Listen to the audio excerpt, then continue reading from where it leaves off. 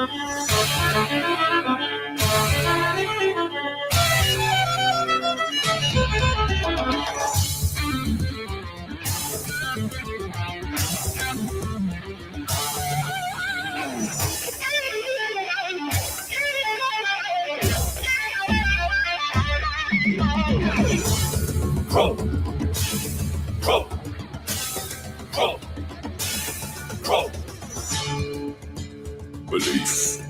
is the enemy of knowing. All right, man. Welcome to Crow 777 Radio. This is episode 297. Just Jason and myself today. We're going to be covering Sigmund Shlomo Freud and Gustav. What are we going to say today, Jason? Jung or Jung? I guess we'll say Jung, right? I've always pronounced it Jung, but I don't know if that's actually correct. Yeah, I think it is. Although I was looking at some things online, some people actually said Jung, but I don't think that's correct. So we'll just say Jung. Actually, believe it or not, Jung lived all the way into the 1960s. He was about, I think, 20 years Freud's junior. I think Freud passed away in the 30s, if I'm not mistaken. But we'll get into these things. The main reason we're covering this is because when you start looking at all the schools of social engineering, it always ties back in some way, shape, or form to one or both of these guys. It doesn't even seem to me that there's agreement on what one or the other believed. I mean, even just this morning as we sat down to do this, already had the notes, already read them. I'm going from site to site, and it's almost like one site says one thing and then the next one says the exact opposite. But what we can be sure of is that this is the benchmark where people started to realize that the human mind was, I guess I don't want to say hackable yet, but that's basically what we're talking about. Anyhow, Jason, welcome. And, well, it's a nice morning for me, but I don't think it is for you. It's cold, cold, cold, and all the snow that fell a day ago is ice now. We were supposed to record yesterday, but the snow brought down the internet all yesterday, half of the day yesterday. But anyhow, do you have anything, or are we going to jump in? You want to make any comment on these psycho dudes? Well, I will in a moment, but yes, I actually have an announcement now that I got details. Okay. Our friend Karen B., who put on the Flattoberfest event back in October, she is putting on something called the Solar Return Festival, I guess we could call it. And this is more of a music and arts thing as opposed to a conference. But I will be playing there. I'm going to be doing a full acoustic set of my original material. And it's at the same location that the Flattoberfest event was at. So let me get a website address for anyone who might be interested in going. It's in Greenville, South Carolina, same location again. It's on March 27th. You can go to flatearthfestivals.com for all of the information. Okay, so solar return, we're centering around the spring equinox, right? Yep. Okay. Did they actually? I haven't even calculated it out. Sounds a little late to be the spring equinox. She was trying to have it earlier, and it was coming down to the fact that, once again, she was trying to find a location where everybody could be maskless. Right. And actually, I get emails every week. If you want to know when the real equinox is in your area, it's subject to geography, just like the sunrise. Guy in California does not experience sunrise when a guy in New York experiences sunrise. Just to illustrate why that's true, just go on Date Time or any of these places, maybe choose two, because we have seen them shuffle a little bit, and you figure out by the numbers they provide when equal day and night down to the second occurs. That would be your equinox. And I've forgotten now. What is it? It's typically 3 days before the 21st that they announce, or is it 3 days? I think it's 3 days before, but I'd have to look. Anyhow, you actually had psychology in college, didn't you? Yes, I took it in my senior year in high school. Not quite a prep course, but it was a very good overview. And I started going to school for psychology and just never finished. All right. Well, I'll preface what we're about to say. It's like all of medicine these days. It seems to be that most of what we see in, I don't even know what this mind sciences, not really. That would be more like meditation. The medical analysis of the human mind has devolved, like most medicine, into chemical drugs. And that's a shame. But what we're going to do here is outline what is outlineable about these two men, because a lot of people have no idea. And this really is where so much starts. And I would go so far as to say probably places like Tavistock and the Frankfurt School based the real world experiments they did, at least to some degree, on the work of one or both of these men. And the difference is they did it in real life. So they had a real outcome and they came up with things that they could replicate, and they knew they could replicate it. But my guess is most of it starts with these two men. Anything you want to add before we jump here? Well, we're talking 30 years ago that it's been since I've been in school. And we were talking a little bit before we got on about how it's all drugs, drugs, drugs now. And while that was starting to be kind of a thing, that wasn't the main push when I was still in. I think that started throughout the 90s as the Yep. be all end all is just throw a drug at it. Obviously, Prozac was around, things like that. But the idea I got wasn't that you're just trying to drug somebody up and dull their mind. It was still more about, hey, try and find the root of a problem, talk it through, counseling. I even took sociology and things like that. So it seemed to be more of a humanitarian aspect in 1991 when I would have been there, as opposed to drug the living shit out of somebody now. And if that drug doesn't work, we've got 600 more behind it. Right, I agree with you. I think it was the late 90s when I began to see almost recreational use of things like programs. Like everyone you bumped into was doing this new thing. And the weird thing about it is a lot of these drugs, you had to take them for a week or a month. They had to build up, or whatever you want to call that. And you could tell the difference. I could tell the difference then. It dulled these people out. It made them blasé, bland, not themselves. But anyhow, let's go ahead and jump in and outline what we can outline. A lot of what you're talking about, by the way, are what's called SSRIs, but we're not even going to really deal with any of that stuff. We're going to start off with something called psychoanalysis. And that is a set of theories and therapeutic techniques used to study the unconscious mind, which together form a method of treatment for mental disorders. The discipline was first established in the early 1890s by Austrian neurologist Sigmund Freud, who retained the term psychoanalysis for his own school of thought.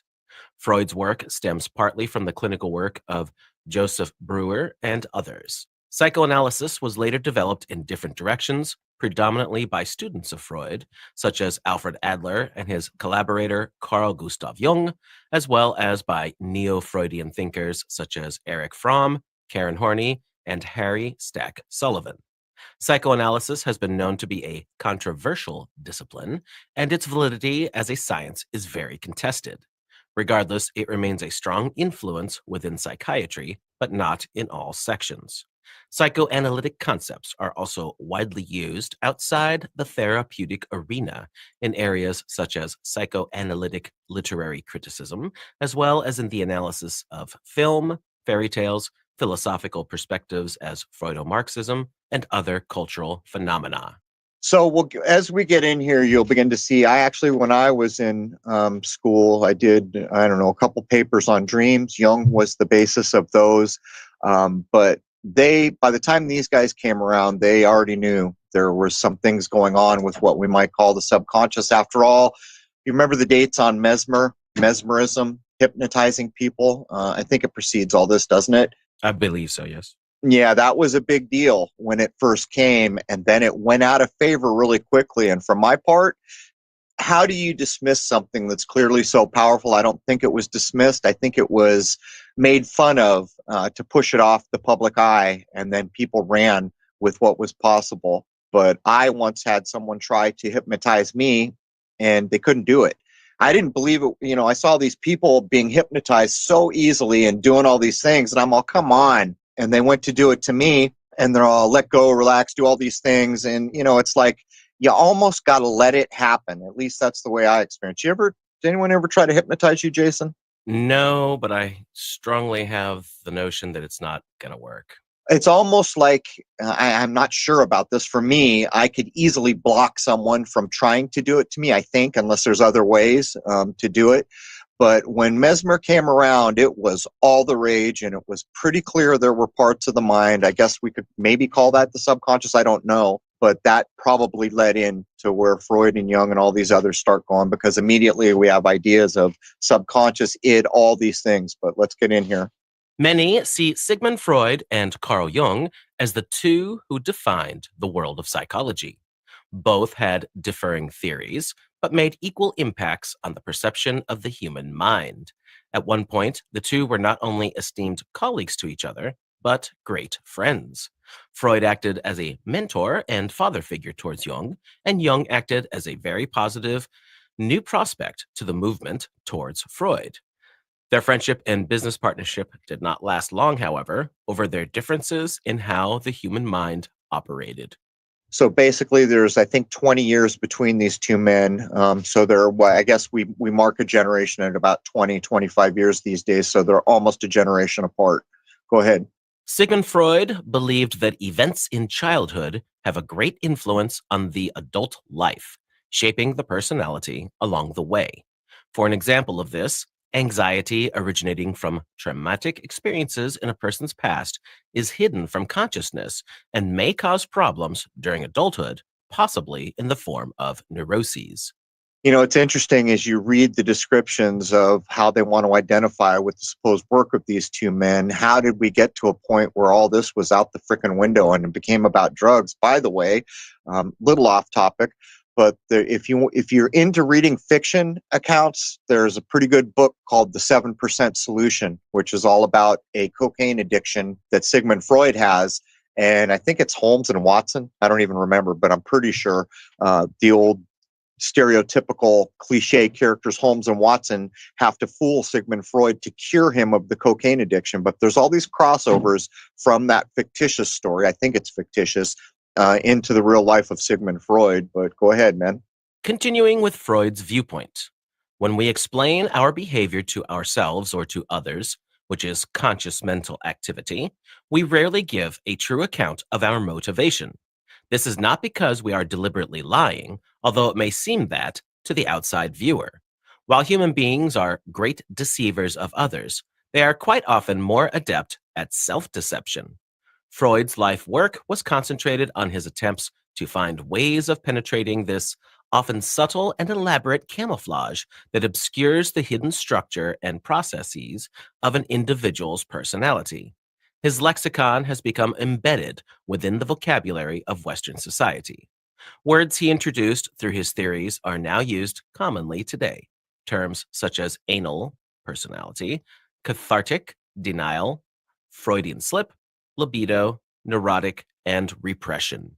When we go back to the work of like Tavistock Institute and the forerunner to that, which is the Frankfurt School, the few things that you can get to read on these things that are acceptable as information sources, they always relate back to Freud or Jung. And by the way, in terms of Jung, we're talking about Freud right here. We're about to get into Jung. It's almost unreal how much of the old archetypal things from very old cultures he did, like drugs, like ayahuasca, all kinds of things you wouldn't expect from a mainstream so-called psychologist if you read about Jung. Well, as far as what Freud did, it's a pretty commonly accepted thing in just general society now that if something's bothering you, you talk about it. And that can definitely be said to have been drawn from the work of Freud. You got to wonder how much things like maybe AA meetings draw on the work that was laid down by these guys. I'm not sure about that, but as I'm thinking about it, it's a similar idea. But anyhow, let's get into Jung. Carl Jung was an early supporter of Sigmund Freud because of their shared interest in the unconscious. He was an active member of the Vienna Psychoanalytic Society, which was formerly known as the Wednesday Psychological Society. When the International Psychoanalytical Association formed in 1910, Jung became president at the request of Freud. You know what's strange, Jason, as I was reading up on things, I think I've seen it in movies where they're using mesmerism, basically. Did you come across anything with these guys using hypnotism? No. Predominantly I it was didn't all either. sex-oriented. Yeah, that's the thing. When I was younger, that was the description you got. Like maybe 30 years ago, it was like, oh, well, everything Freud said has to do with sex and this, that. When you go and look up about these two men now, I mean, it's in there, but it's not the main thing. It used to be one of the main things you were told. The one thing I got was that Freud is no longer considered the be all end all like he used to be. I kept seeing that on different websites I was looking at that were, I guess you could call mainstream psychology sites in the modern time. Which is interesting because there's been a lot of time where they've actually clinically proven out a lot of things. And again, who knows how many people are aware of the things places like Tavistock have done to large social groups and to individuals and proved outright this does this and we can replicate it. I don't think there was a lot of that going on back in these days. Well, again, I think most people understand the concept that if there's some severe trauma that happened in the past and the person has some kind of massive thing going on in their life now, that doesn't make a lot of sense, that those events are almost certainly related in some way. To me, when I think about it, I always think of Jung with like the archetypes and relating to very old kind of primitive cultural traditions that he got into that. I want to say ayahuasca, but I don't think that's the right thing, but things like that. And to me, that's a safer bet, isn't it? Because you have cultures who have been doing these things. So there's clearly something going on there. And I did read quite a few places that I don't know if I'd go so far as to say defamed Sigmund Freud, but it's on the edge of that, like not as important as he used to be. The one thing I would take away from all of this already, because I had to look at so much with these two men, is that they're both right in a lot of aspects. And the human mind is so complex at times that you can apply either or of their concepts, and it can probably yield some decent results. Well, it's kind of ironic that these two men are involved in the mind and yet they couldn't come together or get along. Their ideas differed, so they had a falling out. It's a bit ironic. Well, I guess that speaks to ego. Didn't they write a book about that? I think so. Yeah, Probably several. that's what I'm saying. Disagreements between the two men began in 1912. While on a lecture tour of the United States, Jung publicly criticized Freud's theory of the Oedipus complex and his emphasis on infantile sexuality. The following year, an irrevocable split came between them, with Jung going on to develop his own version of psychoanalytic theory. Most of Jung's assumptions of his analytical psychology reflect his theoretical differences with Freud's. For example, while Jung agreed with Freud that a person's past and childhood experiences determined future behavior, he also believed that we are shaped by our future, or our aspirations as well. Freud developed a topographical model of the mind in which he described the features of the mind's structure and function. Freud used the analogy of an iceberg to describe the three levels of the mind. And that's always sat okay with me. What you're getting from a person on the surface is certainly only a small part of what makes them up as a human being. That makes perfect sense to me because human beings are so complex. There's so much to them. And I don't know what terms you want to lay on them between conscious, subconscious, all that stuff. But there's certainly something to it in that regard. For me, I would be interested to hear, to me, what I'm aware of the things that I've looked at in my lifetime, the highest mind sciences have to go to the cultures that were big in meditation. Almost unimaginable. Some of the things they claim can be done by a very high meditative mind.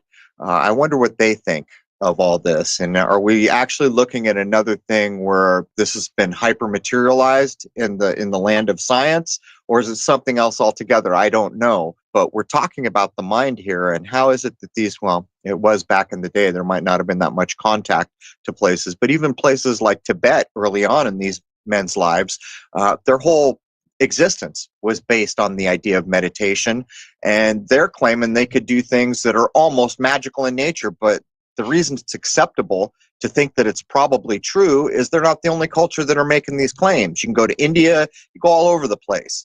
To me, that's the highest mind science. So my point would be, I wonder what their impression of the work of these two men is. Meditation is an interesting concept. It's almost like self-reflection or self-analysis. And it's incredibly useful if you can do it and keep to it for restructuring your mind and making it more disciplined. And therefore, if you have some sort of traumas or something you're trying to deal with, meditation can help deal with those without an exterior force acting on it. You're dealing with it in your own way. You're helping your own internal chaos become less chaotic? I forget. Actually, the Dalai Lama had said that it was a dying art in public not too long ago. I think it starts with a T. I forget the name for the supposed practice. Go look up the Tibetan ejection of consciousness or other things like these. It's pretty unbelievable. And even reading things like the Tibetan Book of the Dead, where they're trying to outline what a human, I don't know, what do we call it, a soul experiences after death, and the idea that you can escape this cycle that we're all stuck in. That's the claim of a lot of older cultures. That all comes down to mind. And when you start reading, it goes so far beyond the meditation that we think we recognize, or the way meditation would be beneficial in, a Western culture like we've come up with. When you really start reading about it, even the lineage for these things to be valid had to be tracked back to the first person they were aware of that did it. But it almost looks, when you look at what they're claiming they accomplished, which, by the way, here's a good example. Everyone knows the Flamel woodcut. You can look it up. There's a little dude. It's an old alchemical woodcut. I think it's a woodcut. You can see the picture. A little dude is poking his head out through the firmament to see what's beyond. This also is an allusion to what supposedly can be accomplished by a high meditative master. That we cannot leave this place, this sealed hermetic flask, supposedly with our bodies. But in meditation, all bets are off, to the point where I've read accounts that when you're dreaming, you leave this place. Whether it's true or not, I can't tell you. But I'm just saying, it almost feels to me like this became very cold analytical. Maybe I won't go so far as to say materialistic, but how is it that men so into what's going on with the mind wouldn't have made contact? And maybe I'm speaking out of school here, because I wouldn't be surprised to learn Jung did it. Breaking down Freud's model, on the surface is consciousness, which consists of those thoughts that are the focus of our attention right now. This is seen as the tip of the iceberg above the water. The preconscious consists of all which can be retrieved from memory. The third and most significant region is the unconscious. Here lie the processes that are the real cause of most behavior. Like an iceberg, the most important part of the mind is the part you cannot see. The unconscious mind acts as a repository, a cauldron of primitive wishes and impulses kept at bay and mediated by the preconscious area. There's something to all this, and the old way they used to advertise proves it. They would flash half a frame in a film roll of something that your subconscious provably picks up on, but your conscious mind, it goes by too quick. So, these things to me are not arguable. I just wonder if it's so cut and dry where you're going down to 3 levels. I wonder how the older cultures would have viewed it, but it's very interesting. And again, did all that subconscious advertising come as a result of the work of these two men? I don't know, Jason, but I think there's probably a connection there. Right. I don't necessarily agree that they can be cut and dry totally either, certain levels and things like that, but there's probably depths to the human mind. There's no doubt that there's depths to the human mind. And Freud definitely had one thing right, and that's that sex is a very strong concept tied into the core of all human beings, or else advertising, especially how bad it is today, wouldn't work the way it does, because sex sells. Right. And you bring up the point. So I went looking, because when I was younger, the idea that it was all about sex with Freud, I read on the other side that Jung accepted sex, but more as a energy in general. Do you know the differentiation between the two viewpoints? Not off the top of my head, I don't. But there's no doubt that sex as a concept is intricately tied into what makes us human. No doubt. And again, that was part of the subconscious tests that were done with film, and is maybe the basis for TV. Think about a modern TV where your hertz rate, you can look at the back of your television. By the way, hertz is a new word in my lifetime that became popular. I guess it precedes my lifetime, but it became used popularly in my lifetime. Used to be cycles a second. And if you think about it, why the hell are we saying hertz? It's a dude's name, by the way, related to JFK, by the way. Why are we saying hertz? Words have meaning. Cycles per second is actually descriptive and tells you a thing about what you're talking about. Hertz doesn't do any of that unless we're talking about hurting people. My point is, on a modern electronic television, if you look at the hertz rate, that is basically whatever that number is. If it's 100, if it's 200, whatever it is how many times a second that signal is blinking, flashing in your face. So think of all the possibility for subconscious carrier waves and these simple tests that we saw back in the 70s, where they actually ran films and they would put a penis on half a frame and they would measure that the subconscious of the audience picked up on that and that the human beings that viewed it were affected in some way. Now think about where we are now. I mean, back then, what was the rate? 24 frames per second, I think we're dealing with in classic film. It went up around 30 modern day, but you can still find film at 24 a second. Your television's going over 100 if your hertz rate's over 100. Some hertz rates, I believe, now are up over 200. So think about what we're talking about. The work of these two men almost certainly considered when you're using devices like that. 24 frames per second is still common for normal film, such as television, movies. 48 frames per second is used if a hyper-real look is desired, but the hertz rate, the refresh rate for the standard televisions and things like that is 60. But you can get into much faster refresh rates, and people do so with video games, which is why they're so mesmerizing for a lot of people. By the way, if hertz is viewed as a bad thing, possibly, what is kilohertz? Yikes. Well, video games, you bring up a good point. You know, the young generation spends hours and hours and hours looking at those things. And I get emails all the time about things people see in video games, the kind of programming ideas that are inserted. What's going on in the things that only your subconscious is picking up on? And by the way, you and I covered as an example, one time you knew a guy making video games where they went into a slaughterhouse to record pigs screaming, and they used that in their soundtrack for a basically young people's video game. Well, what's that do to your subconscious? Just saying. Oh, yeah. That's, oh, God. And that's what let him know to get the hell out, too. Hell-bent, man. Hell-bent.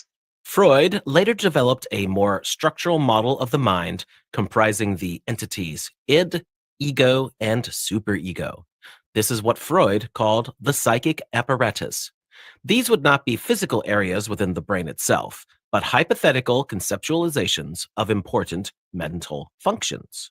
The id, the ego, and the superego have most commonly been conceptualized as three essential parts of the human personality. Freud assumed the id operated at an unconscious level according to the pleasure principle or gratification that came from satisfying basic instincts. The id comprises two kinds of biological instincts, or drives, which Freud called eros and thanatos. Eros, or life instinct, helps the individual to survive. It directs life-sustaining activities such as respiration, eating, and sex. This was from 1925.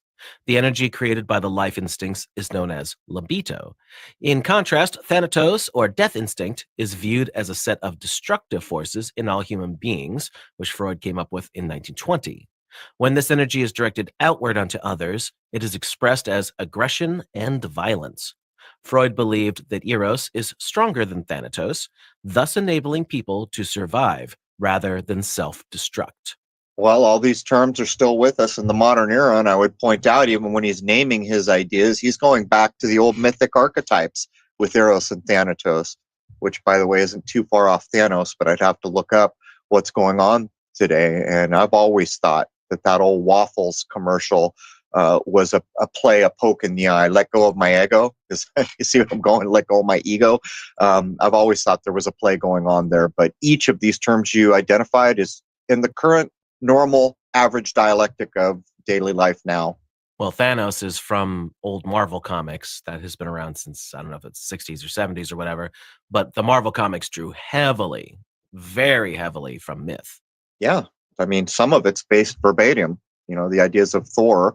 There's nothing new under the sun. These ideas get cycled and cycled. And, you know, we've covered the idea that there are claims that are only, and when I was younger, the claim was there was 12 storylines. Now, if you go online, you can find everything from there's only one to there's, I don't know, 30 or 60. But the point is, it's commonly agreed there's only so many ways you can tell a story. When I was young, I wouldn't believe it. I thought, come on, man, everyone could think of a different way.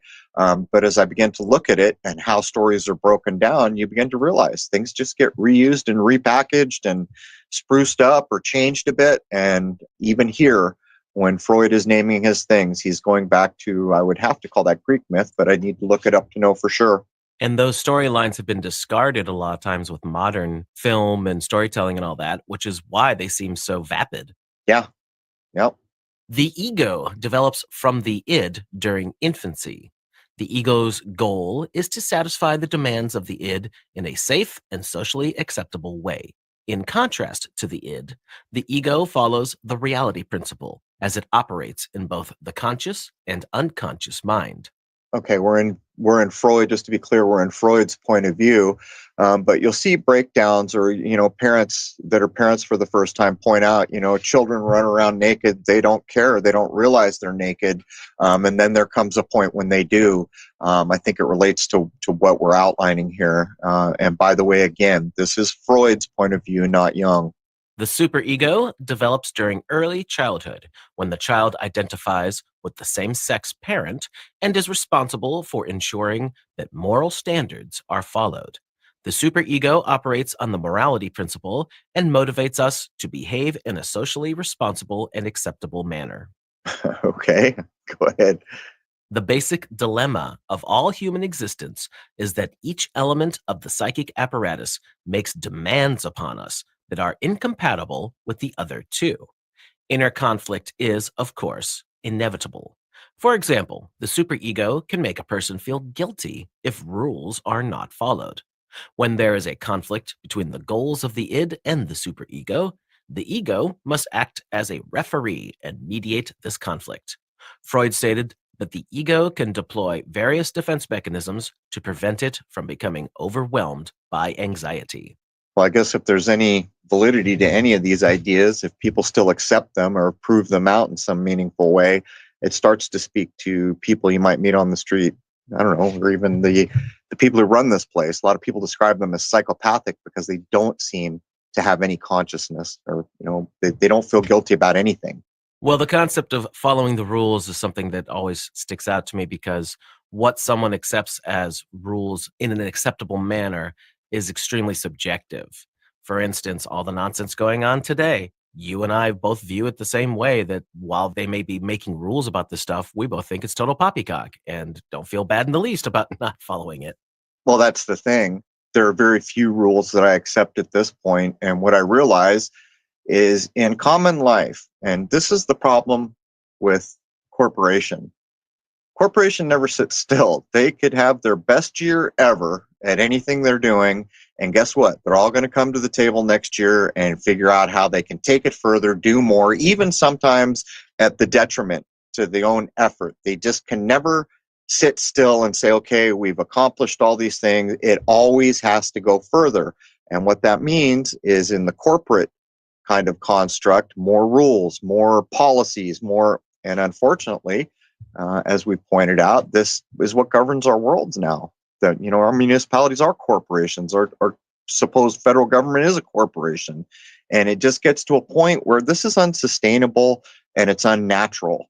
And when you look at how Freud is trying to identify these ideas, it goes to show you, how can you possibly wrap those ideas around so many frickin' rules that, I don't know, how many volumes of books does it take to write them all now? Hundreds and hundreds of volumes, all the rules and policies that we're supposedly subject to.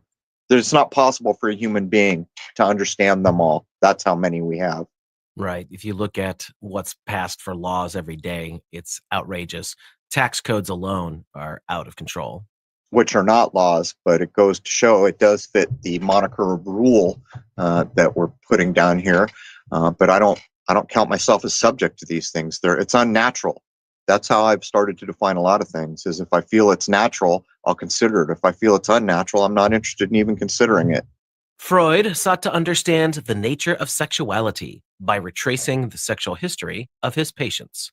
This was not primarily an investigation of sexual experiences. Far more important to his investigations were the patient's wishes and desires, their experience of love, hate, shame, guilt, and fear, along with how they handled these powerful emotions that all humans possess. These studies led to the most controversial part of Freud's work, his theory of psychosexual development and the Oedipus complex. Freud believed that children are born with a libido, or a sexual pleasure urge. There are a number of stages of childhood during which the child seeks pleasure from a different object.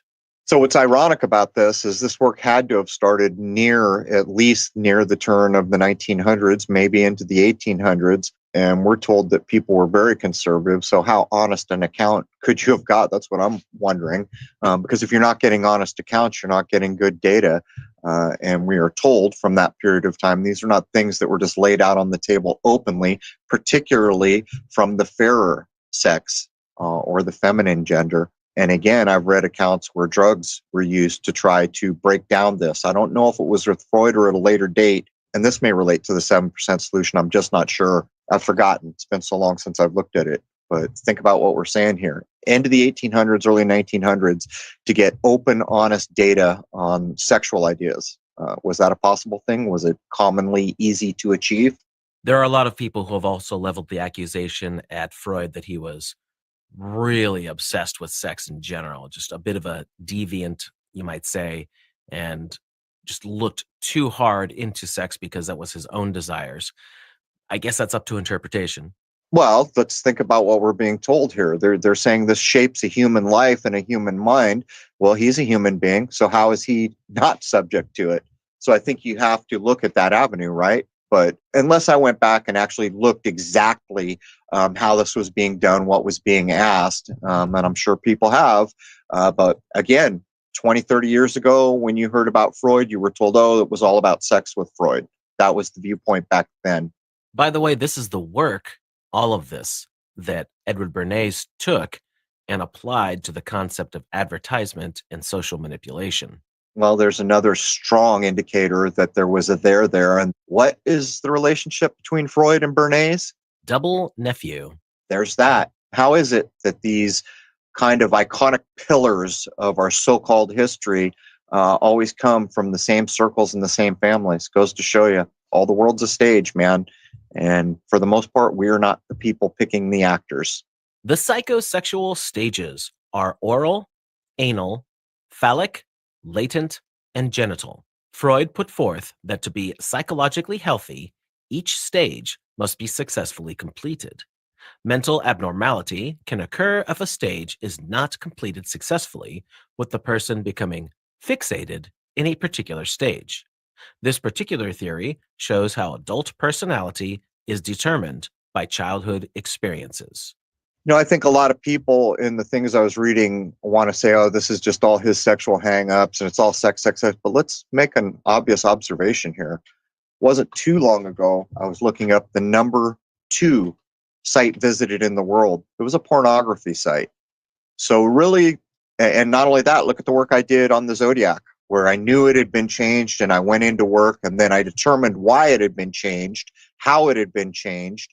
The new stations of the Zodiac that were added in for our era, and at maybe the root of those ideas, it's about sex. And look at the world around us constantly right now. I mean, how is it that we've been here so long and we're not balanced, or at least currently in our era, the idea of male and female is still not a very balanced thing. How can that be?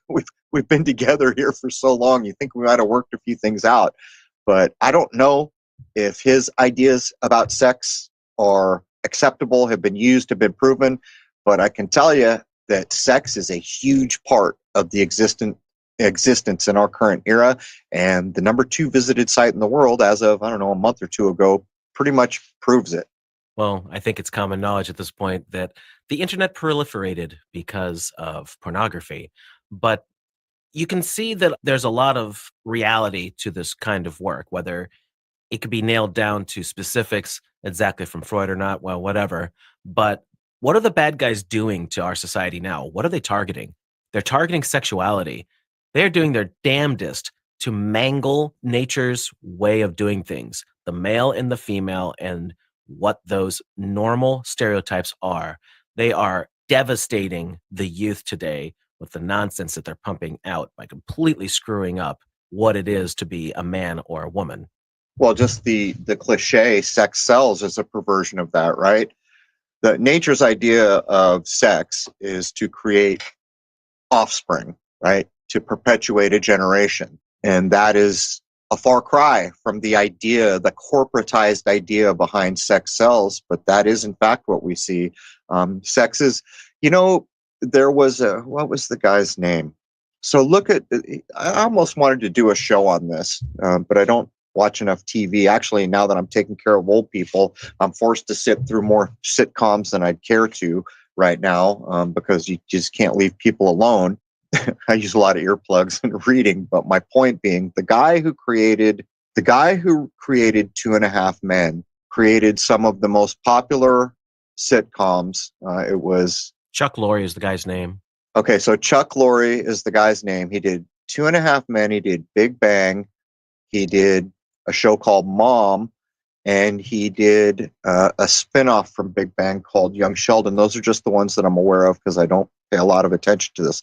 But what I do know, because I have older members of my family who do watch sitcoms, is the trajectory has been to the gutter. From the time Two and a Half Men, which could be very racy and kind of rude in its delivery, by the time you get to Mom, it's almost unreal how lowered the existence of the portrayal of a human being in the United States has become. Almost like we live our life in the gutter. And here again, we see, what does TV do? Why is TV portraying these things? And I think it comes back to the idea of the movie Idiocracy. When you're exposed to this at a level that doesn't go away, after some time, it becomes normalized. And so when your hopes and dreams are dragged in the gutter for decade after decade, your hopes and dreams pretty soon are residing in the gutter. And that's exactly what's going on here. Even in the ones that he created that are not so rude on the face of it, they're trying to make special a mental, it's not a deficiency. Someone who is not what they would call normal mentally is elevated as special because of the science that mind can achieve. And again, there's agenda behind all of it. To the point where they took the individual character I'm talking about and they did a spinoff to start with his young life, just to show you that these are the smartest people in the world. And I would beg to differ. Because you're good at science or you're good at math does not make you the smartest person in the world, does it? If you're detached from the natural world or the things that actually matter in a natural system, then how important can that actually be? I would point out. But I mean, I don't know if you're with me here, Jason. The ideas that Freud laid down, they have to have found their way into all this kind of gutter sledding of sitcoms, I guess would be a good description. Oh, sure. And man, these sitcoms are a good example to see where the controllers are at with their destruction of our society. Big Bang is pretty harmless in comparison to some of the stuff being cranked out today. And even that's got some pretty messed up concepts laced through it. Well, they're all the most educated among us. They're PhDs. And what are they interested in? Dressing up in comic books. So even the subtext is lowering. Like I grew up with people who were PhDs and who taught at the college level. And they were not playing with dolls and interested in comic books. They were engaged in what they considered to be serious endeavors. The idea of an adult man or an adult woman in that period of time, 70s into the early 80s, is a far cry from what's being portrayed in Big Bang. So even the subtext is aiming for the gutter, bringing you down, making everything childish or cheap or, I don't know, diminished in general. Well, they kind of cheapened the concept of being hyper intelligent because these people, this group that are supposed to be men in their 30s, were obsessed with fantasy as opposed to being what I've normally encountered with super smart people, that they're kind of stiff, kind of to themselves, very much in their own head, and just very, very interested in the subject matters that they are interested in, which was not fantasy. That's not to say you can't have that as an enjoyment. I mean, sure, entertainment's fine, but when it's your obsession, something's up. Well, let's think about the few cultures we have that actually have a ceremony that tell you it's time for you to grow up. The bat mitzvah or bar mitzvah, and I don't know a lot about it, but I'm reasonably sure it happens at age 13, where you're told, and I think this might be the verbatim words, I'm not 100% sure, but now it's time to put away your childish things at age 13. The implication there is if you're a boy, now you're a man. Well, what's that mean? What can a man do that a boy cannot? That's age 13. That culture is doing it. And yet the very industry that follows these cultural constructs is putting out shows where men in their 30s still have not put away their childish things and actually never will. There will never come a stop point. And not to stereotype, but that particular culture is behind a lot of these fantasy elements that are pushed on everyone else. There's very few. Like I think maybe the quinceanera is one of the other couple of places I can think of where young people are basically told, okay, we're at a crossroads here. You're not a little kid anymore. And think what a difference that would make in a society if cultures in general had held on to that idea, whatever age it might have been. And it goes to show you, and yeah, the very people who follow these cultural constructs are intricately tied to the entertainment that is showing the exact opposite and aiming for, I mean, I don't know another way to describe it, low-minded gutter content, basically, and childish to boot. Dream analysis. Freud considered dreams to be the royal road to the unconscious, as it is in dreams that the ego's defenses are lowered so that some of the repressed material comes through to awareness, albeit in a distorted form. Dreams perform important functions for the unconscious mind and serve as valuable clues to how the unconscious mind operates. There's something critically important about dreams, and I've looked at it. I've written papers on it. I was interested all the way back in school, and Jung was the person that I based that research on back in the day. That was a long time ago in the 90s. But dreams, in the current context of what I've been reading, there are claims, and I guess they're almost hermetic, almost Christian mystic, this kind of vein, maybe, because I don't think they per se fit.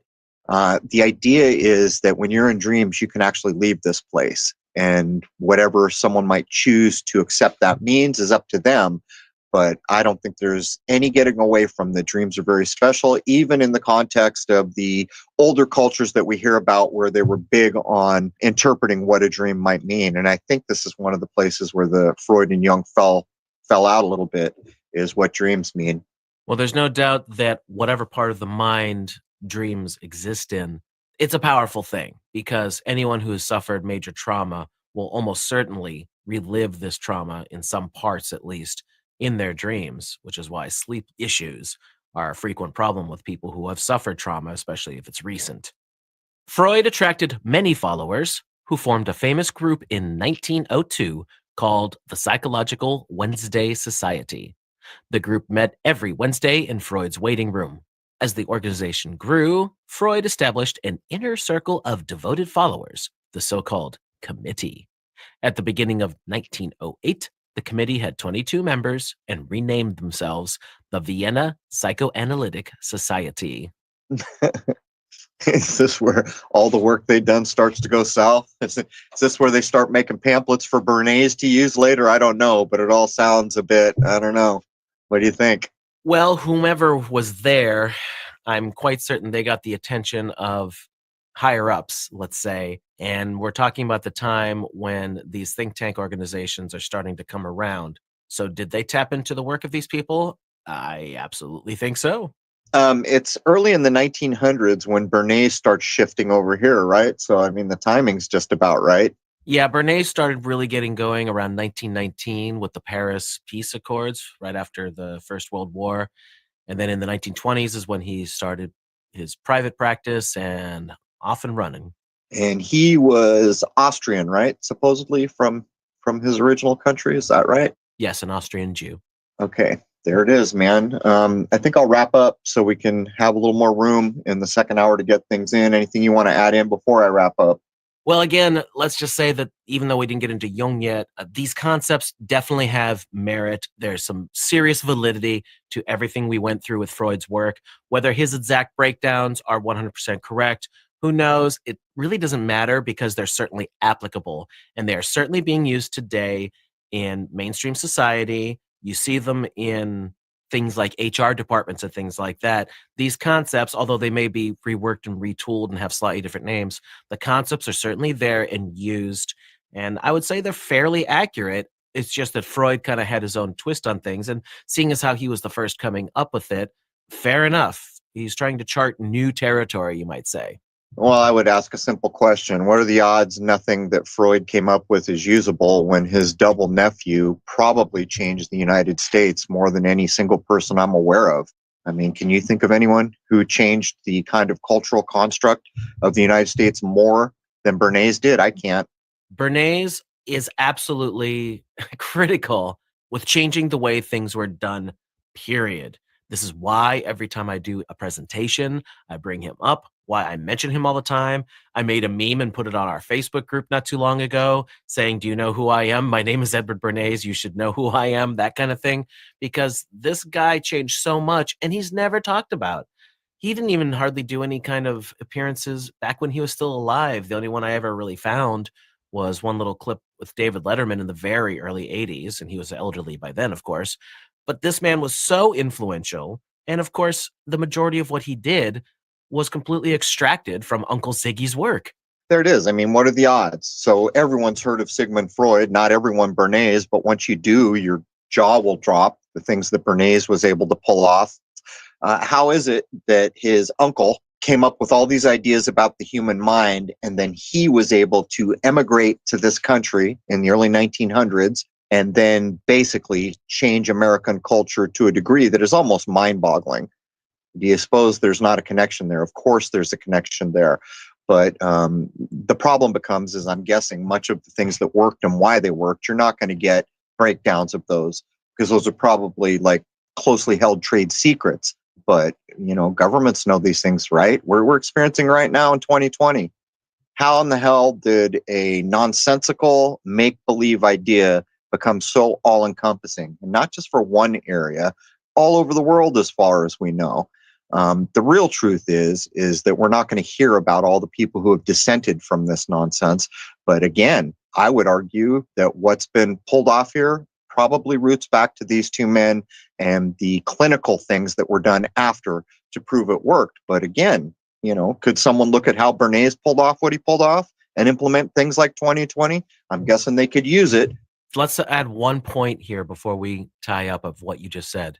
The things that are going on today, 2020, 2021, absolutely can be said to be derived from Bernays' work, because Bernays figured out the most important thing when trying to sell a concept, whether it's a product or a slogan or whatever it happens to be, and that's tie it to an emotion, because that will trigger in the human mind, directly derived from Freud's work.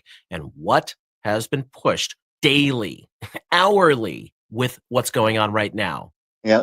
An emotion, all right. And that emotion is fear.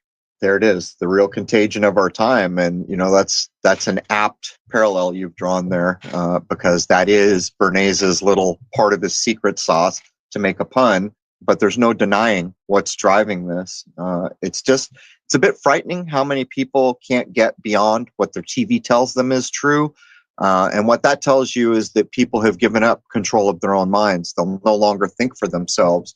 But as we get into hour two, we're going to cover the more interesting side. To me, what Jung did has many more interesting aspects. But to be fair, I could know a hell of a lot more about Jung than I do. I've read some of his things, but not to the level of the things that capture my attention that I'm super interested in. But we thought it was important to lay down the work of these guys, because it does feel like a benchmark that precedes the Frankfurt School, precedes so-called Tavistock, and of course, the double nephew precedes the work of Bernays, which we've done a number of shows.